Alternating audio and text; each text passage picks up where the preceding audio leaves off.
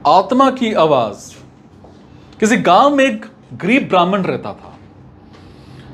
ब्राह्मण गरीब होते हुए भी सच्चा और ईमानदार था। परमात्मा में आस्था रखने वाला था। वो रोज सवेरे उठकर गंगा में नहाने जाया करता था और नहा धोकर पूजा पाठ किया करता था। रोज की तरह वो एक दिन गंगा में नहाने गया और नहा करके जब वापस आ रहा था तो उसने देखा रास्ते में एक लिफाफा पड़ा हुआ है। उसने लिफाफा उठा लिया। अब लिफाफे को खोल करके देखा तो वो ब्राह्मण हक्का बक्का रह गया और लिफाफे में काफी सारे नोट थे।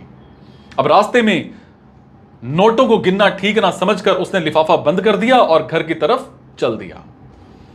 अब घर जाकर उसने पूजा पाठ करके लिफाफे को खोला। नोट गिनने पर पता चला कि लिफाफे में पूरे 20,000 रुपए थे।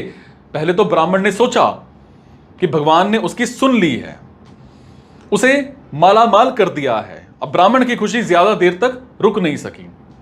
अगले ही पल उसके दिमाग में आया कि हो सकता है कि ये पैसे मेरे जैसे किसी गरीब के गिरे हों।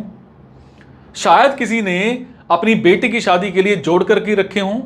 उसकी आत्मा ने आवाज दी कि वो इन पैसों को विलेज के जो प्रधान है उनको दे आएगा। और वो उठा और प्रधान के घर की तरफ को चल दिया।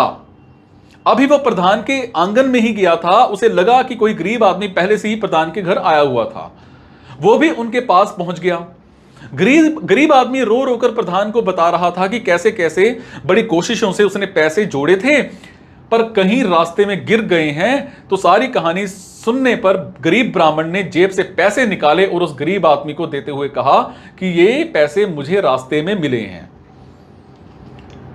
आपकी कहानी सुनने के बाद ये यकीन हो गया कि ये पैसे आपके ही हैं। पैसे देखते ही गरीब के चेहरे पर रौनक आ गई। गरीब ब्राह्मण ने क्या कहा?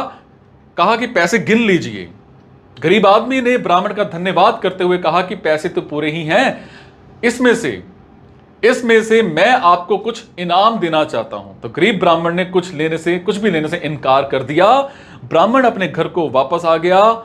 उसको इस बात की खुशी थी कि उसकी आत्मा की आवाज की जीत हुई है।